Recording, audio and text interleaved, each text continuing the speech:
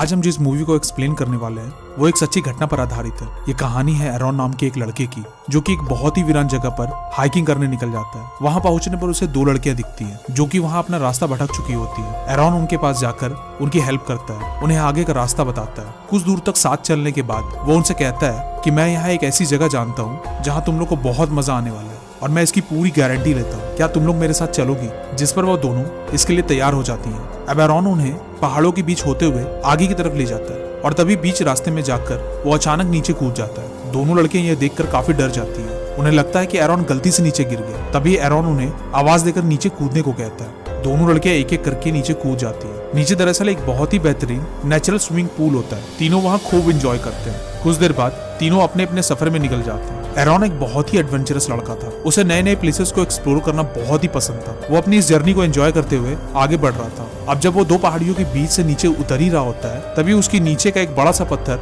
अपनी जगह से खिसक जाता है और वो सीधे पहाड़ियों से नीचे गिर जाता है। नीचे गिरने के दौरान वो बड़ा सा पत्थर उसके राइट हैंड में जाके गिर जाता है और उसका हाथ उन पहाड़ियों के बीच फंस जाता है। उसे चोट तो ज्यादा नहीं लगी थी, पर उसका हाथ बुरे तरीके से उन पत्थरों के बीच फंस गया था। वो उन पत्थरों के बीच से अपने हाथ को निकालने की काफी कोशिश करता है, पर इसका कोई फायदा नहीं होता। इसके बाद उसे अचानक उन दोनों लड़कियों का ख्याल आता है। वो जोर जोर से उन्हें आवाज लगाना शुरू कर देता है, लेकिन इसका भी कोई फायदा नहीं होता। उसकी आवाज उन पहाड़ियों के बाहर नहीं जा पाती। दरअसल एरॉन जहाँ पर हाइकिंग के लिए आया था वो बिल्कुल एक वीरान जगह थी जहाँ दूर दूर तक कोई भी नहीं होता। अब इसके बाद एरॉन अपने बैग को खोलता है और हाइकिंग के सारे सामान को बाहर निकालना शुरू करता है। उसे दरअसल यहाँ से जल्द निकलना होता है, क्योंकि ये जगह इतनी वीरान थी कि यहाँ महीनों महीनों तक कोई भी नहीं आता था। अब उसे अपने सामान में एक नाइफ मिलती है। वो उसे उस पत्थर के साइड को तोड़ने की काफी कोशिश करता है, लेकिन वो पत्थर इतना ज्यादा सख्त था कि उससे कुछ भी नहीं होता। वो अपनी जगह से जरा भी नहीं हिलती। फिर भी एरॉन कोशिश करता रहता है, लेकिन तभी अचानक उसकी नाइफ उसके हाथ से नीचे छूट कर गिर जाती है। अब चूंकि वो नाइफ ही उसकी वहां से बाहर निकलने की आखिरी उम्मीद थी, इसलिए वो उसे उठाने की काफी कोशिश करता है, लेकिन उसका एक हाथ फंसे होने की वजह से वो उस नाइफ तक नहीं पहुंच पाता। लेकिन फिर भी वो अपनी कोशिश जारी रखता है और आखिरकार एक पतली सी डंडे के सहारे से वो उस नाइफ को उठा ही लेता है।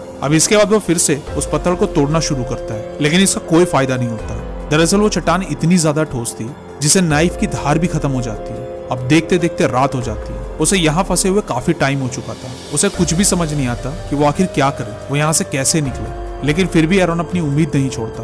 वो अपनी कोशिश को जारी रखता है। देखते ही देखते सुबह हो जाती है और अब एरॉन को वहाँ फंसे हुए पूरे 25 घंटे हो चुके थे, लेकिन उसे अब तक वहां से निकलने का कोई रास्ता नहीं मिला होता। अब वो अपने कैमरे को निकालकर रिकॉर्डिंग शुरू कर देता है। वो कहता है कि मुझे यहाँ फंसे हुए पूरे 25 घंटे हो चुके हैं, लेकिन मेरे यहाँ फंसे होने की खबर किसी को भी नहीं, क्योंकि मैंने किसी को भी यहाँ अपने आने की खबर नहीं दी थी। मेरे पास खाने का भी बहुत कम सामान बचा है, साथ ही साथ मेरे पास 400 से 500 मिलीलीटर के आसपास ही पानी बचा है। तभी एरॉन को ऊपर से किसी की आवाज सुनाई देती है। वो तुरंत हेल्प के लिए आवाज लगाना शुरू करता है, लेकिन इसका कोई फायदा नहीं होता, क्योंकि वहां पर कोई भी नहीं था। वो बस एरॉन का भ्रम था। अब देखते देखते रात हो जाती है। एरॉन को बहुत जोर की भूख लगती है, इसलिए वो अपने पास मौजूद बचे हुए खाने को खा लेता है। अब उसे अपने घर के विजन्स आने लगते हैं। वो जब ट्रैकिंग के लिए अपने घर से निकल रहा था, तब उसे उसकी मॉम की कॉल आई थी, लेकिन वो उस कॉल को पिक नहीं करता। वो सोच रहा था कि अगर उसने उस दिन उस कॉल को पिक किया होता तो शायद आज उसकी हेल्प के लिए कोई ना कोई जरूर आता। अब अगले दिन एरॉन अपने पास मौजूद एक रस्सी का यूज करके एक पुली बनाता है और उस पत्थर को उठाने की काफी कोशिश करता है,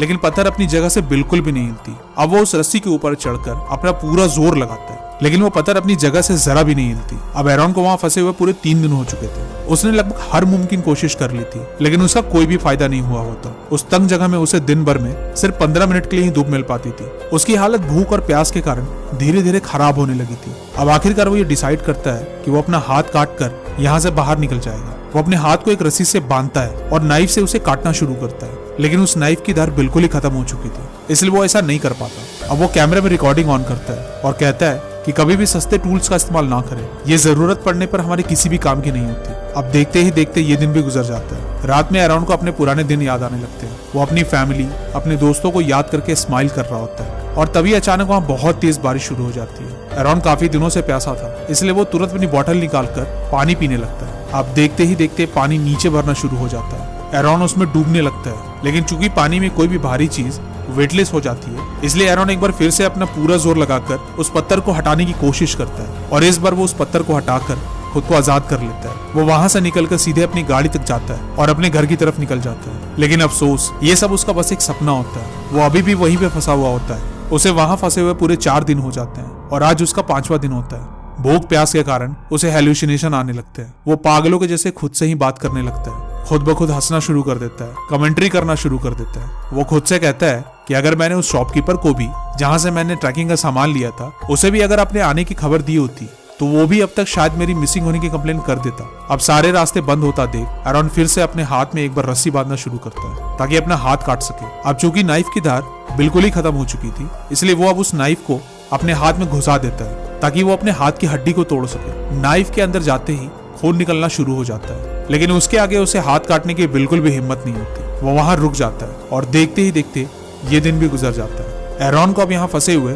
पूरे 6 दिन बीत जाते हैं। अब उसकी हालत बिल्कुल खराब हो चुकी थी, वो काफी कमजोर भी हो जाता है। अगर वो अभी यहाँ से ना निकला तो वो बिल्कुल भी नहीं बच पाएगा। वो काफी निराश हो जाता है, उसने जीने की उम्मीद भी खो दी थी। उसने सामने के चट्टान में अपने नाम के आगे RIP और अपनी एज भी लिख दी थी। वो अब ये मान चुका था कि उसकी मौत बिल्कुल तय है। अब जब वो थक कर मौत का इंतजार कर रहा होता है, तब उसे अचानक से एक विजन आता है। वो अपने विजन में एक बच्चे को देखता है जिसके साथ वो खेल रहा होता है। वो बच्चा दरअसल एरॉन का फ्यूचर सन होता है। खुद को अपने बच्चे के साथ देखकर एरॉन काफी इमोशनल हो जाता है और अचानक उसमें जीने की उम्मीद पैदा हो जाती है। और वो फिर से एक और कोशिश करता है। वो अपने हाथ को अपोजिट डायरेक्शन में घुमाना शुरू करता है ताकि अपने हाथ की हड्डी को तोड़ सके, और वो ऐसा कर भी लेता है। उसने अब अपनी नाइफ को भी तेज कर लिया होता है, इसलिए वो उसे अपने हाथ को धीरे धीरे काटना शुरू करता है। और देखते ही देखते फाइनली उसका हाथ उसकी बॉडी से अलग हो जाता है। अब वो बिल्कुल आजाद होता है। उसने अपनी जान बचाने के लिए आखिरकार अपने हाथ को सेक्रीफाइस कर ही दिया होता है। वो जाते जाते आखिरी बार अपने कटे हुए हाथ की फोटोज क्लिक करता है और बाहर की तरफ निकल जाता है। बाहर जाते ही उसे अपने सामने बारिश का जमा हुआ पानी दिखता है। वो बिना कुछ सोचे समझे उस पानी को पीने लगता है।